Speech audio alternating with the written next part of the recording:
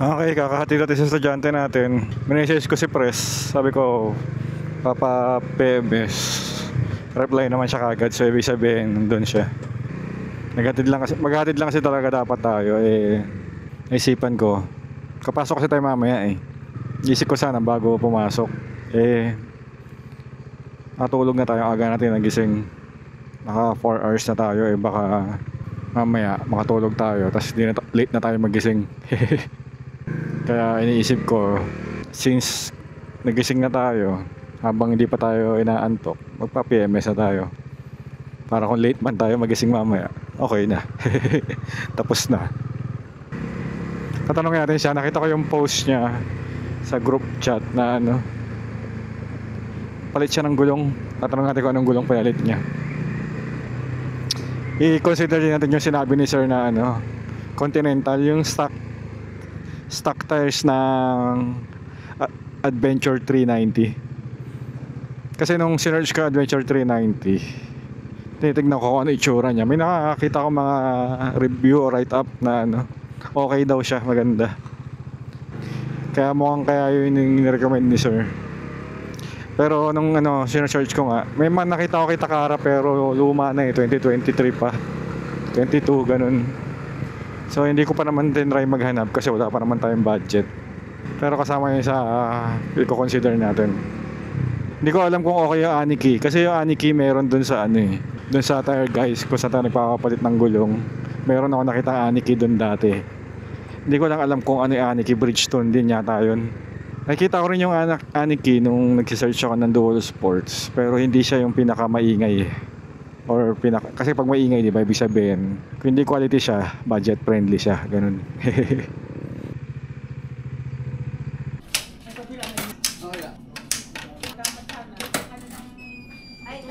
Tapos automatic na yun? Mga pag nag-try na po yan.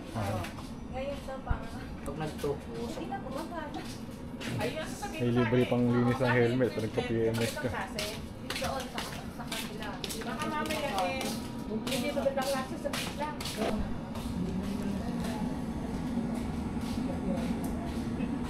Ibig sabihin,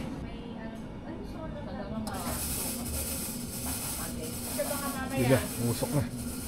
ang inilagay nilang equipment ay yung mukurahin lang, masabi lang na merong kasi matinilan natin. Baka yung mga kanagot, napakalaki na naman. Pagdating namin, sabi pa nito, kita, kasi tinatawag ko na yung barrio ng puro crappy naman sa lugar na yun, puro mga crappy. Pasensya na, walang talaga sa ako yung mga kanilang mga crappy.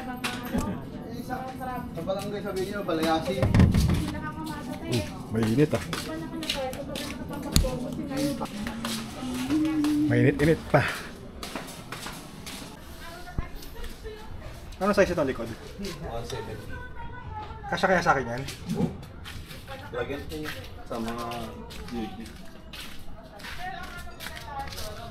Putol na yung tapalodo nito. Hindi, kasi ano lang yan, experiment ko lang yan. Meron kasi akong putol na pero nandiyan pa naman yung stock.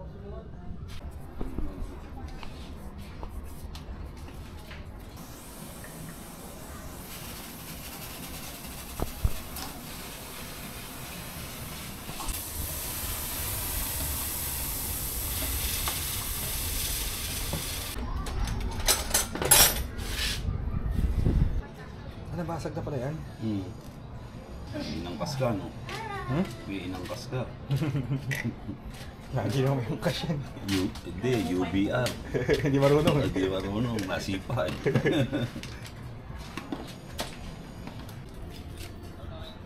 Natawag kita, Ote, bakit? Kanta na yan. Pag nililinisan ko, tsaka tumutunog ang Mababa na siya doon.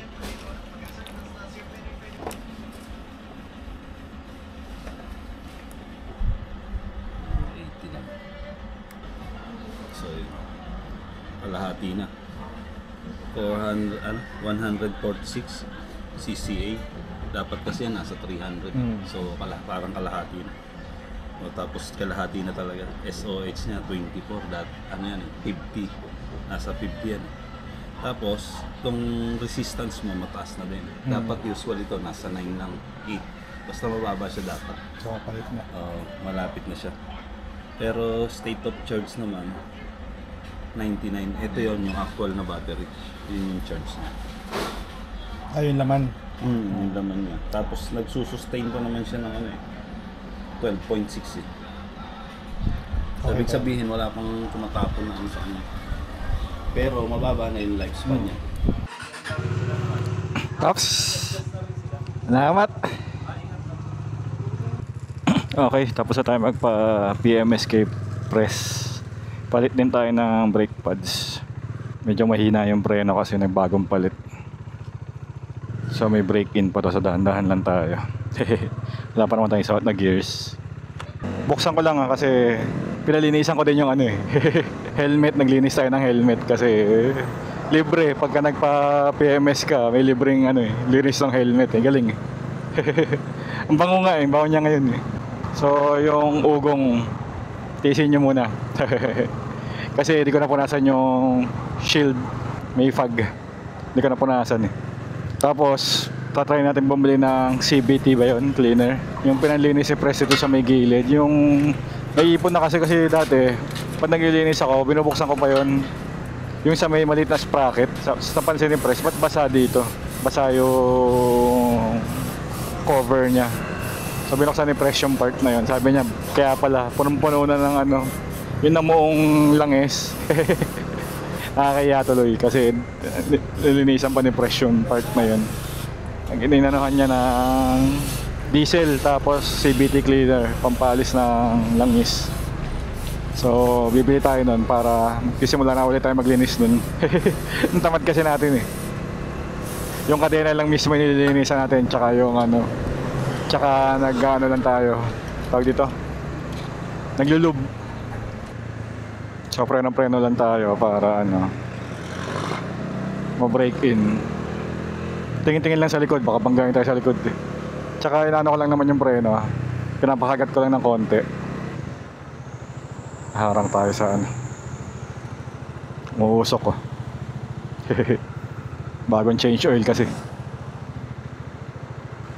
kailangan natin sumingit kasi baka isipin nila nasisira na yung motor natin. Ang lakas ng usok eh.